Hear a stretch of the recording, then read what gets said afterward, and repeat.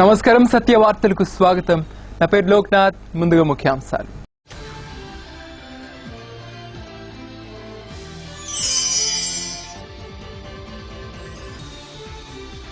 ముగిసిన సిపిఐ జిల్లా మహాసభలు పలు తీర్మానాల ఆమోదం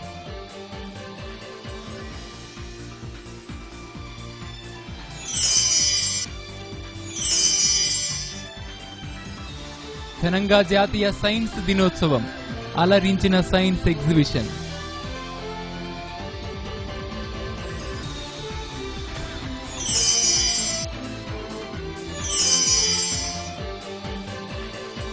మజ్దూర్ యూనియన్ ఆధ్వర్యంలో దీక్షలు ఆర్టీసీ కార్మికులకు వేతన సవరణ చేయాలని డిమాండ్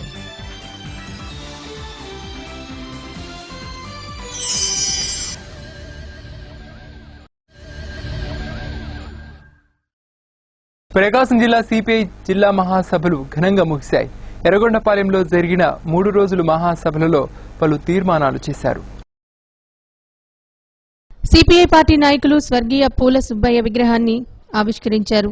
మహాసభల సందర్భంగా ఎర్రగొండపాలెంలో భారీ ర్యాలీ నిర్వహించారు. ఈ కార్యక్రమంలో జాతీయ కార్యవర్గ సభ్యులు డాక్టర్ కె నారాయణ, రాష్ట్ర కార్యదర్శి కె రామకృష్ణ, రాష్ట్ర కార్యదర్శి వర్గ సభ్యులు రావులం వెంకయ్య, రాష్ట్ర సహాయ కార్యదర్శి ముప్పాళ్ల నాగేశ్వరరావు, అన్ననల్లూరు వెంకటేశ్వర్లు, జిల్లా కార్యదర్శి కె అరుణ, నగర కార్యదర్శి ఉపుటూరు ప్రకాశ్రావు, కెవివి ప్రసాద్, బి హనుమారెడ్డి, ఆర్ రవీంద్రనాథ్, టిసిహెచ్ చెన్నయ్య, కృష్ణ గౌడ్ తదితరులు కార్యక్రమంలో పాల్గొన్నారు.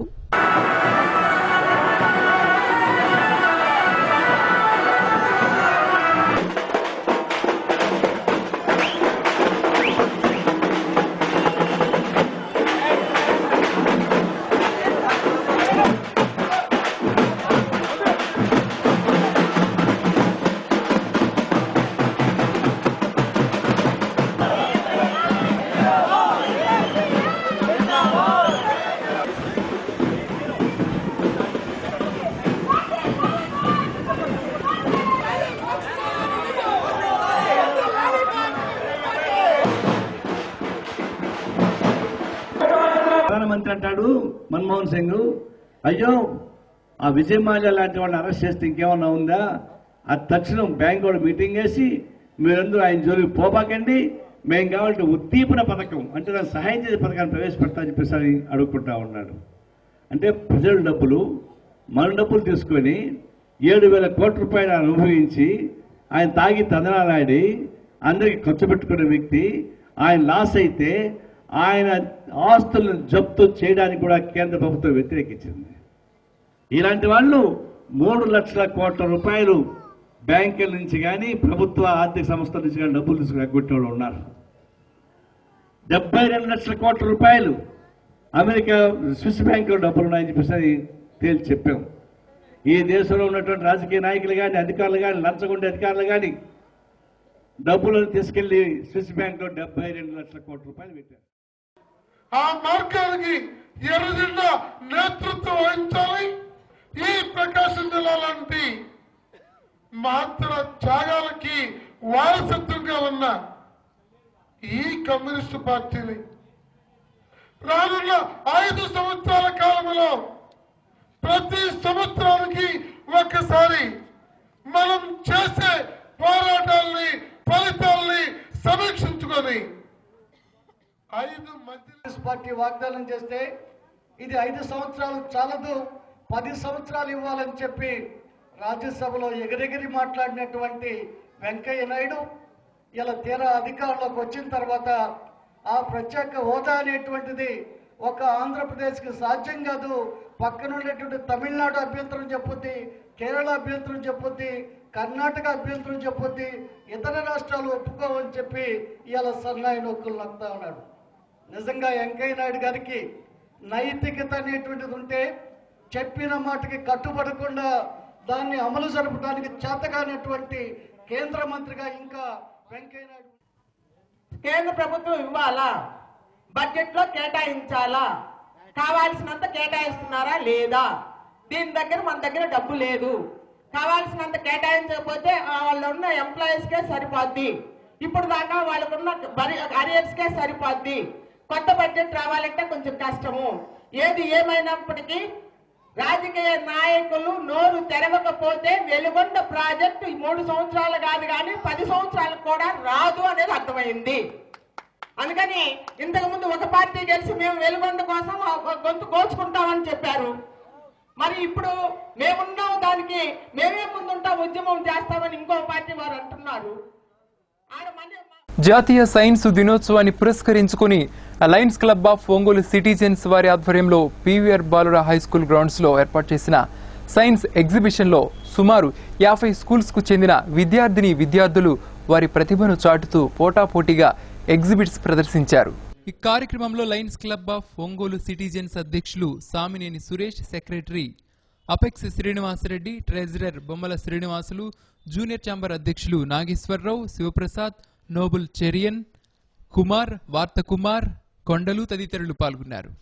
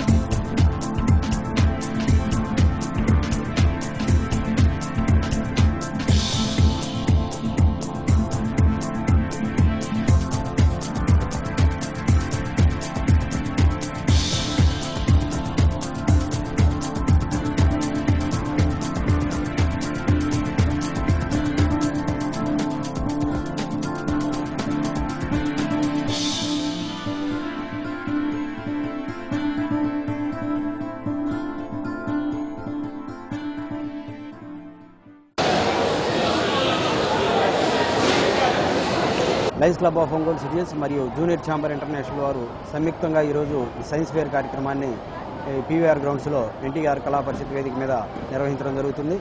ఈ మొట్టమొదటిసారిగా Lions Club of Ongole citizens ఆధ్వర్యంలో ఫస్ట్ టైం మన ఒంగోలులో సైన్స్ ఫేర్ చేయడం జరిగింది. అట్లనే 2003లో నేను ప్రెసిడెంట్గా ఉన్నప్పుడు జేసీ ఒంగోలులో కూడా చేయటం, దాని తర్వాత మళ్ళీ ఈరోజు Lions Club of Ongole citizens మరియు జూనియర్ ఛాంబర్ ఇంటర్నేషనల్ రెండు కలిసి సంయుక్తంగా ఈరోజు ఈ కార్యక్రమాన్ని ఎంతో ఘనంగా ఇక్కడ చేయడం జరిగింది. ఈరోజు దాదాపు ఒక 50 ఎగ్జిబిట్స్ ఇక్కడికి రావడం జరిగింది. అందరు విద్యార్థులందరూ కూడా ఈ శాస్త్రీయ సాంకేతిక పరిజ్ఞానాన్ని తెలుసుకోవాలనేటువంటి ఉద్దేశంతో ఈరోజు మనం ఇక్కడ ఈ కార్యక్రమాన్ని నిర్వహించడం జరిగింది. జిల్లాలో స్వైన్ ఫ్లూపై ఉన్న భయాందోళనలను తొలగించేందుకు వైద్య శాఖ అప్రమత్తమై పనిచేయాలని medical services deputy director Sivasankar Babu అన్నారు. వైద్య శాఖ సమావేశ మందిరంలో జరిగిన కమ్యూనిటీ హెల్త్ ఆఫీసర్లు, హెల్త్ ఎడ్యుకేటర్ల సమీక్ష సమావేశంలో ఆయన మాట్లాడుతూ స్వైన్ ఫ్లూ రాకుండా తీసుకోవాల్సిన వ్యక్తిగత పరిశుభ్రతల గురించి ప్రజలకు వివరించాలని అన్నారు. జిల్లా వైద్యాధికారి డాక్టర్ జె యాస్మిన్ మాట్లాడుతూ మాతా శిశు మరణాల నివేదికలో ఖచ్చితత్వం పాటించాలని అన్నారు. డిపిఓ సుబ్బలక్ష్మి, గణాంకాధికారి శ్రీధర్ రావులు తదితరులు కార్యక్రమంలో పాల్గొన్నారు.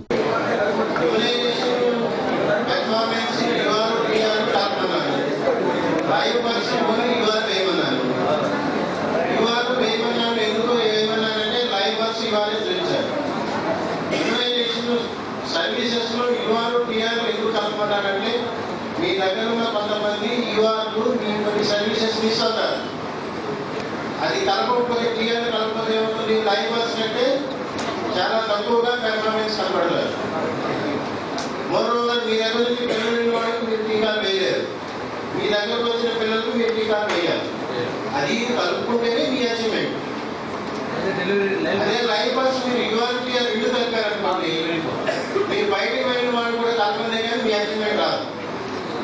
బయట వాళ్ళు ఎప్పుడైతే కలుపుతారో డూప్లికేషన్ పెరిగిపోతుంది. డూప్లికేషన్ ఎప్పుడైతే పెరిగిపోయిందో ఏ పిల్లలకి టీకాలు వేస్తున్నాము, ఏ పిల్లలకు వేసినాయి. ఆర్టీసీ కార్మికుల సమస్యల పరిష్కారం విషయంలో టీఎన్టీయూసీ కార్మిక సంఘం చిత్తశుద్ధి శంకించలేనిదని టీఎన్టీయూసీ జిల్లా ఉపాధ్యక్షులు జేవి నారాయణ అన్నారు. ఆర్టీసీ బస్టాండ్లో జరిగిన ధర్నాలో కార్మికుల సమస్యల పరిష్కారంలో గతంలో ఉన్న కార్మిక సంఘాలు తీవ్ర నిర్లక్ష్యం ప్రదర్శించినందువల్లనే కార్మికులకు అనేక సమస్యలు ఇబ్బందులు పడుతున్నాయని అన్నారు. రీజనల్ అధ్యక్షులు Brahmanandam, Premanandam, Prasad, CH Venkateswarlu, PM Khan, R Venkateswarlu తదితరులు కార్యక్రమంలో పాల్గొన్నారు.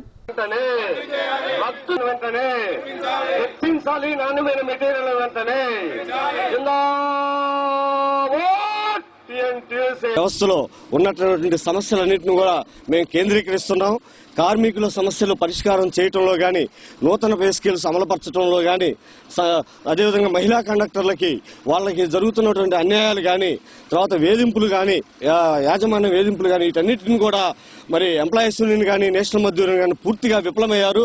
ఇలాంటి పరిస్థితుల్లో మరి నూతన ఒరవడి కావాలని చెప్పేసి కార్మికులంతా కోరుకొని మరి ఈరోజు టీఎన్టీసీలో మొత్తం జోన్ వైడ్గా, రాష్ట్రం వైడ్గా మొత్తం 2 యూనియన్ల నుంచి టీఎన్టీసీలోకి అంటే కార్మిక పరిషత్తులో చేరి మరి వారి సమస్యలు పరిష్కారం చేసుకోవడం కోసం ముందుకు పోతా ఉన్నారు. మరి 1/4/2013 నుంచి మనకు నూతన పే స్కేల్స్ జరగాల్సి ఉంది.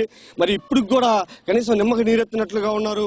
ఒకవైపు చూస్తే ఇచ్చినా కూడా అవకాశాన్ని వాళ్ళు సద్వినియోగం చేసుకుని వాళ్ళ స్వార్థ ప్రయోజనాల కోసం పే స్కేల్స్ ఎన్జీఓస్తో చేస్తామని చెప్పి ఉమ్మడి రాష్ట్రం ఉన్నప్పుడు కూడా కిరణ్ కుమార్ రెడ్డి ముఖ్యమంత్రి కూడా పే స్కేల్స్ కూడా వాళ్ళు చేయకుండా వాళ్ళ ఇష్టానుసారం వాళ్ళ స్వార్థ ప్రయోజనం కోసం నెక్స్ట్ ఏదో చేయాలి, ఎరగదీస్తామని ఉద్దేశంతో వాళ్ళు ఎలాంటి ఇది చేయకుండా కూడా నిమ్మకని 2 సంవత్సరాలు ఏనాడు లేదు 2 సంవత్సరాలు పే స్కేల్ చేయడం ఆర్టీసీ ఇదే మొట్టమొదటిసారి. అటు ఎంప్లాయీస్ ఇటు మజ్దూరు 2 విఫలమైపోయినాయి.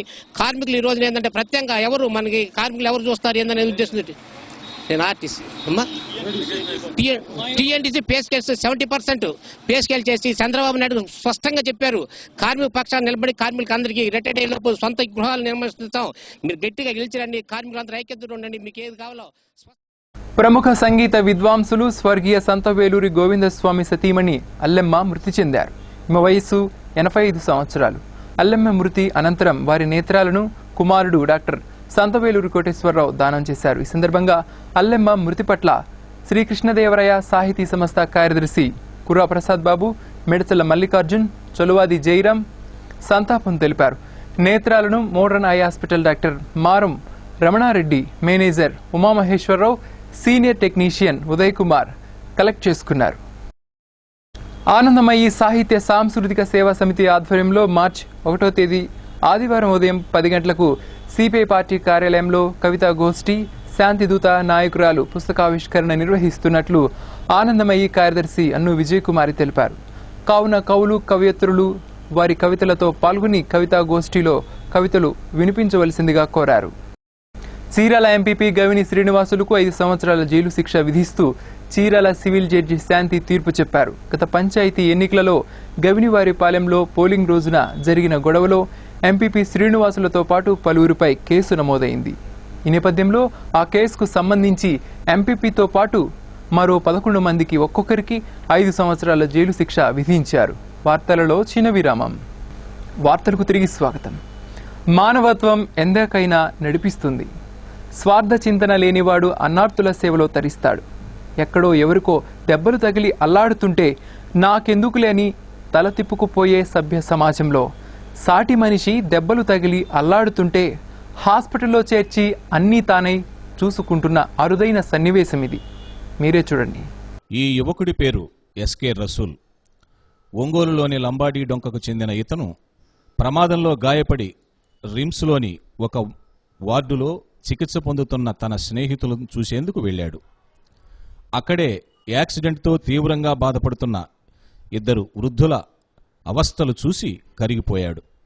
గుంటూరు జిల్లా బుడంపాడుకు చెందిన జొన్నకుటి సాంబశివరావు ఒకరైతే, అదే జిల్లాకు చెందిన బాపట్ల సమీపంలోని జమ్మలపాలెం గ్రామానికి చెందిన హసన్ సాహెబ్ మరొకరు. వారిద్దరికీ వేరువేరు ప్రాంతాల్లో యాక్సిడెంట్ జరిగి కాళ్లు విరిగి రిమ్స్లో చికిత్స పొందుతున్నారు. ఈ విషయం వారి బంధువులకు తెలియదు. తీవ్రంగా దెబ్బలు తిన్నా తమ బంధువుల ఆచూకీ సరిగా చెప్పలేకపోతున్నారు. హాస్పిటల్ సిబ్బందికి వారి వివరాలు చెప్పలేకపోతున్నారు. వారిద్దరినీ చూసిన ఎస్కే రసూల్ హృదయం ద్రవించింది. 4 రోజులుగా ఆసుపత్రికి వచ్చి వారికి సపర్యలు చేస్తున్నాడు. సమయానికి వారికి తిండి సమకూరుస్తూ వారి బంధువులకు సమాచారం అందించేందుకు ప్రయత్నిస్తున్నాడు. సొంత బంధువులే అయిన వారికి సేవలు చేసేందుకు వెనుకాడుతున్న ఈ రోజుల్లో ఎవరో తెలియని వీరికి ఏమీ కాని రసూల్ సేవలు చేయటం పలువురు అభినందిస్తున్నారు. లారీ కొట్టిందంటే నేను వస్తున్నాను, నన్ను లారీ కొట్టేసింది. బైపాస్ ఉంటున్నా. ఒంగోలు గొర్రెల కోసం వచ్చానండి. నేను వచ్చాక ఆయన సాయం చేయకపోతే నాకు సాయం అయిపోయిందండి. ఆ కుర్రోడు కూడా తెలియదు ఆ గొర్రెలు నేను వచ్చే సంగతి. రేపు నేను పోతే తెలిసిపోద్ది ఇక ఆయనకి. ఇప్పుడు ఇక్కడ 2 పిల్లలు ఉన్నారండి మా ఒంగోలులోనే. 2 పిల్లేమో, ఒక పిల్లేమో బాపట్లో ఉంది, ఒక పిల్లేమో చెరుకుల్లో ఉంది, చిన్నపిల్ల లాలిబి ఆమె పేరు.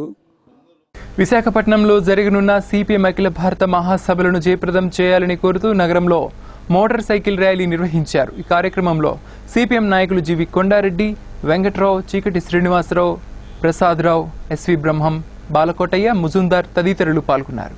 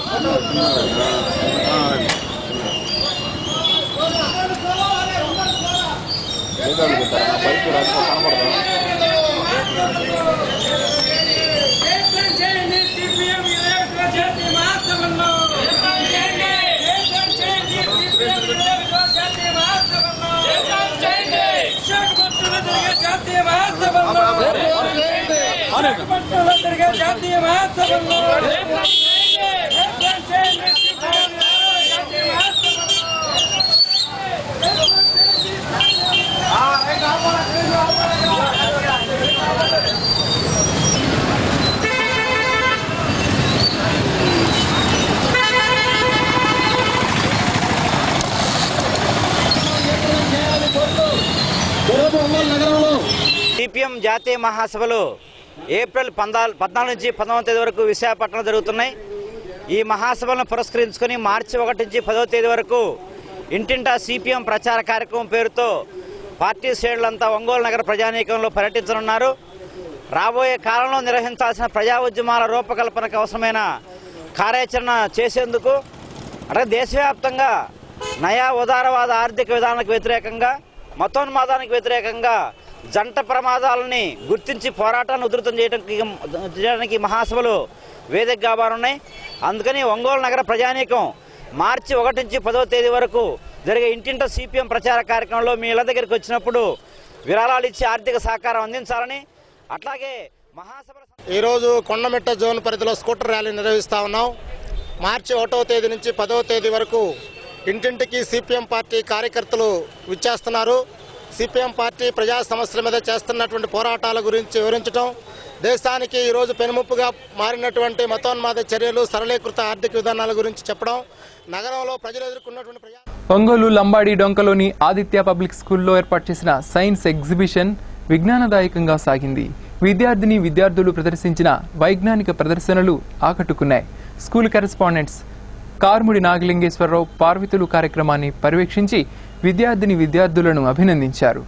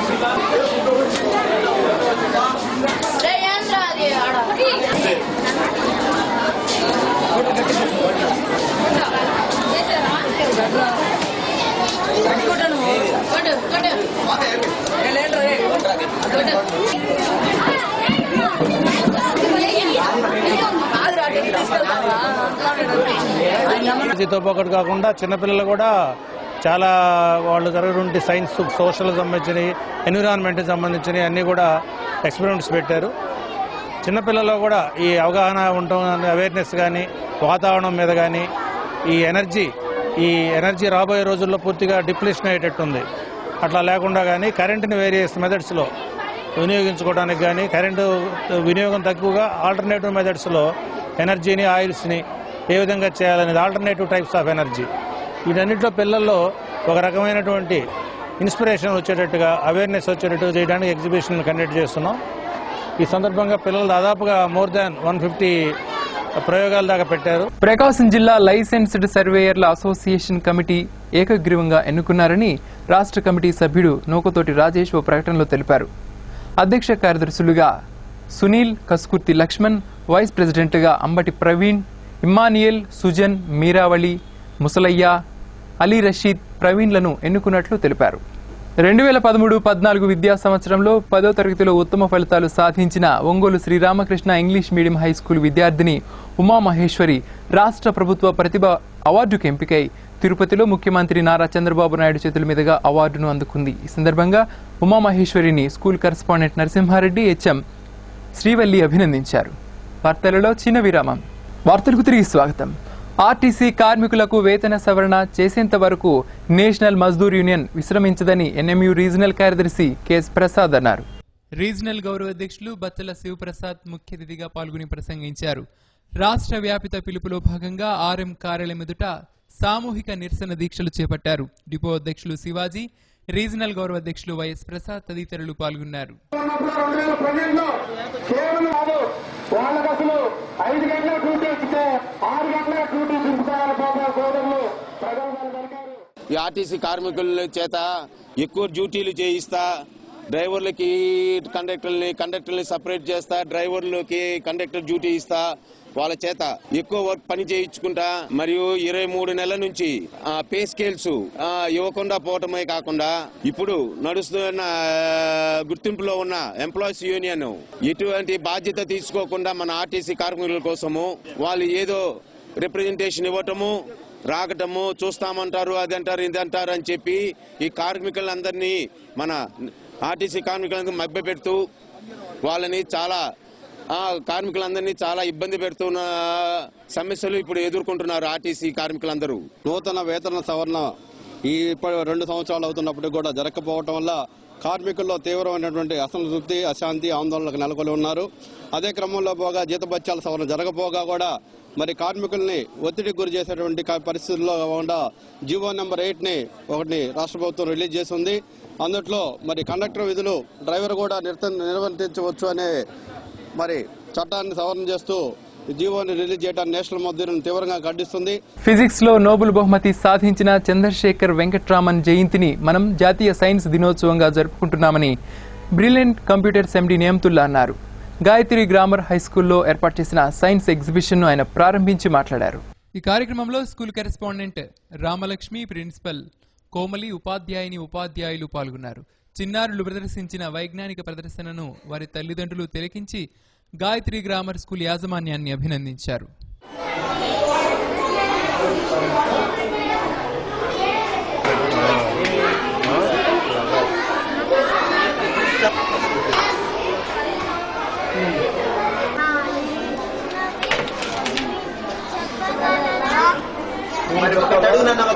ఒకటడుగు ఫస్ట్ వన్ 1000 మంది దాంట్లో మ్యాథమెటిక్స్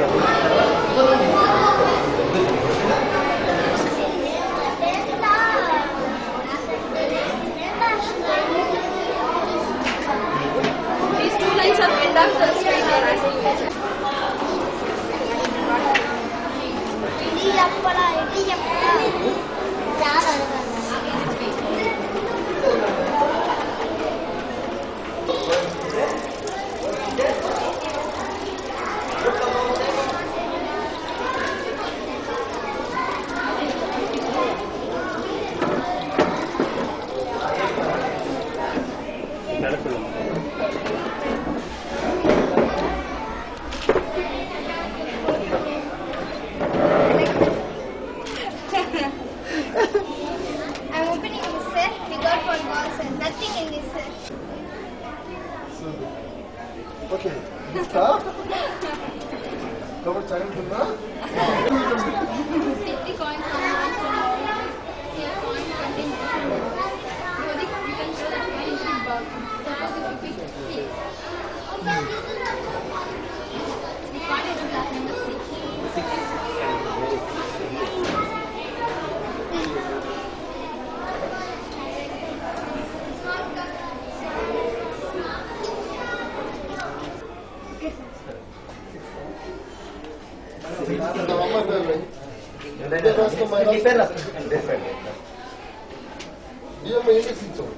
డాక్టర్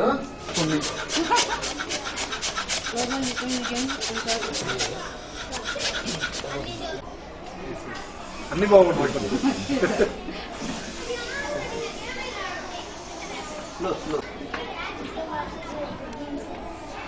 భాష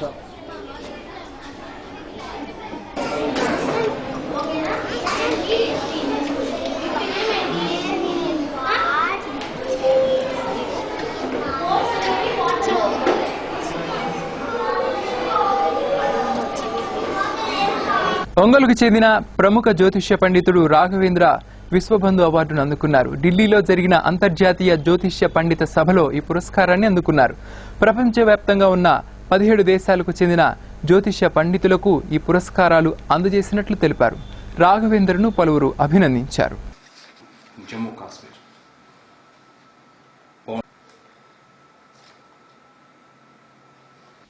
నమస్కారం, నా పేరు రాఘవేంద్ర, ఎంఏ ఆస్ట్రాలజీ గోల్డ్ మెడలిస్ట్ని. ఈ నెల 22 నుంచి 25 తారీఖు వరకు ఢిల్లీలోని శ్రీ సత్యసాయి ఇంటర్నేషనల్ ఆడిటోరియంలో జరిగినటువంటి జ్యోతిష్య పండితుల సదస్సుకి నాకు ఆహ్వానం అందడం జరిగింది. ఈ సదస్సుకి ప్రపంచ దేశాల నుంచి Sri Lanka, Burma, Bangladesh, Netherlands, Taiwan, Singapore, Malaysia, Switzerland, Australia, USA వంటి సుమారుగా 17 దేశాలకు సంబంధించినటువంటి జ్యోతిష ప్రముఖులు అనేది హాజరవడం జరిగింది. వీరితో పాటుగా మన దేశం నుండి వివిధ విశ్వవిద్యాలయాలకు సంబంధించిన కులపతులు కూడా హాజరవడం జరిగింది. అలాగే ఈ సదస్సుకి గౌరవ ముఖ్య అతిథిగా కేంద్ర రైల్వే శాఖ మంత్రి సురేష్ ప్రభు గారు హాజరవడం జరిగింది. ఈ సదస్సులో నేను ప్రకృతి విపత్తులు, గ్రహాల ప్రభావం అనే అంశానికి సంబంధించి పరిశోధనాత్మక వ్యాసాన్ని నేను ఎక్స్ప్లెయిన్ చేయడం జరిగింది, ప్రసంగించడం జరిగింది. ఈ పరిశోధనాత్మక ప్రసంగానికి గాను నాకు ఈ international institute of oriental heritage వారు నాకు ప్రొఫెసర్ డాక్టర్ రామకృష్ణ శాస్త్రి గారి నుండి విశ్వబంధు అనే అవార్డుని ఇవ్వడం జరిగింది. ఈ అవార్డు నాకు రావడానికి సహకరించినటువంటి నా మిత్రులు, అన్నయ్యలు, నిర్మలా మెలోడీస్ ఆర్కెస్ట్రా వారి ఆధ్వర్యంలో 1వ తేదీ ఆదివారం సాయంత్రం 6 గంటలకు సివిఎన్ రీడింగ్ రూమ్ ఆవరణలో ఘంటసాల పాటలతో గానలహరి ఏర్పాటు చేసినట్లు నిర్వాహకురాలు నిర్మలమ్మ తెలిపారు. కనుక ఘంటసాల అభిమానులు, పాత పాటల ప్రేమికులు పాల్గొని సంగీత విభావరిని విజయవంతం చేయవలసిందిగా ఓ ప్రకటనలో కోరారు. వార్తలు ముగించే ముందు ముఖ్యాంశాలు మరొకసారి.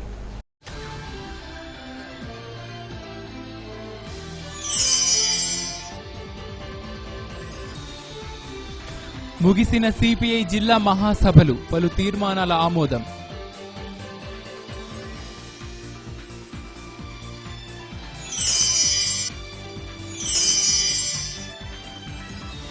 ఘనంగా జాతీయ సైన్స్ దినోత్సవం, అలరించిన సైన్స్ ఎగ్జిబిషన్.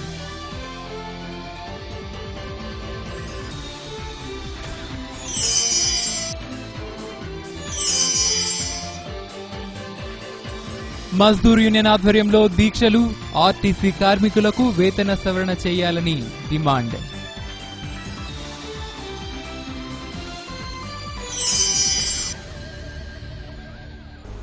సత్యవార్తలలో నేటి మాట. ఆశ అనేది జీవితం మీద ఉండాలే గాని రెప్పపాటులో పోయే ప్రాణం మీద కాదు.